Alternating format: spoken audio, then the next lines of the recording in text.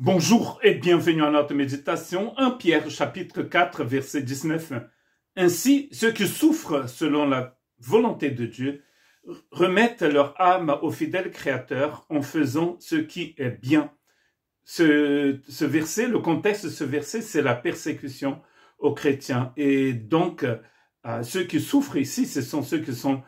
Ils souffrent pas parce qu'ils ont une maladie ou parce que ils ont souffert un accident, mais c'est parce qu'ils sont persécutés. Et ils souffrent ici, et Pierre est en train de leur dire que c'est selon la volonté de Dieu. Je vous rappelle que Pierre a écrit à des chrétiens qui étaient en dispersion dans l'Asie mineure. Donc on peut imaginer qu'il a écrit à une population qui venait de la Palestine, enfin de la région où se trouvait Israël.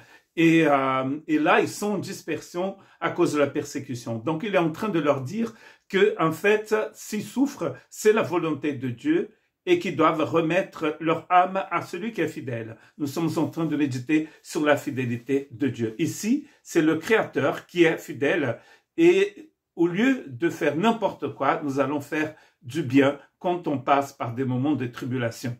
Nous allons lire 1 Pierre, voudrais lire avec vous dans 1 Pierre chapitre 4, les quelques versets avant le verset 19. « Mes bien-aimés, ne trouvez pas étrange d'être dans la fournaise de l'épreuve, comme si vous arrivait quelque chose d'extraordinaire.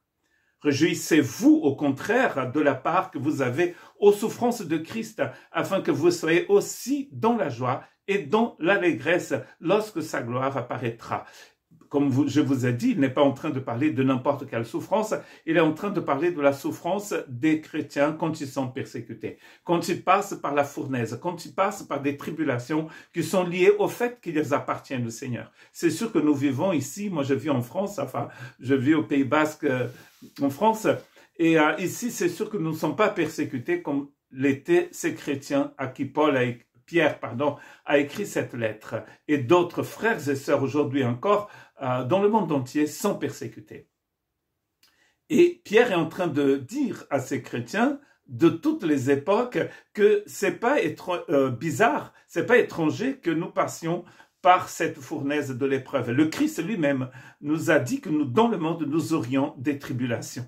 Mais le plus important ici, c'est de supporter parce que nous savons que notre Seigneur est fidèle et ne nous abandonne pas. Il a parlé de fournaise. Vous connaissez peut-être l'histoire des 3 amis de Daniel qui ont été jetés dans une fournaise à Babylone. Et le roi de Babylone va voir dans la fournaise pas 3 personnes, mais 4 personnes.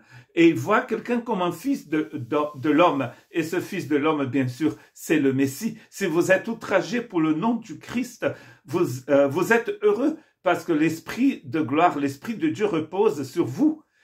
Vous n'êtes pas en fait heureux parce que vous passez par la tribulation, vous n'êtes pas heureux parce que vous êtes outragé, vous êtes heureux parce que même dans cette tribulation, l'Esprit de Dieu repose sur vous. Que personne d'entre vous, en effet, ne souffre comme un meurtrier ou voleur ou malfaiteur. Le salaire du péché, c'est la mort. Si nous souffrons parce que nous avons fait n'importe quoi, ça, c'est pas bon.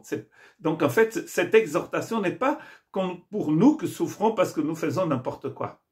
Mais ou pour vous s'être engéré dans les affaires d'autrui. Si vous souffrez parce que vous voulez en fait vous ingérer des affaires des autres, ça c'est pas bon, il dit. Mais si quelqu'un souffre comme chrétien, qui n'en ait point honte et qui plutôt glorifie Dieu à cause de son nom, ce nom. Donc si nous souffrons pour le Christ, si nous souffrons parce que nous sommes au Christ, là, il dit, il a une gloire à cela. Mais si nous souffrons parce que nous faisons n'importe quoi, il faut nous repentir.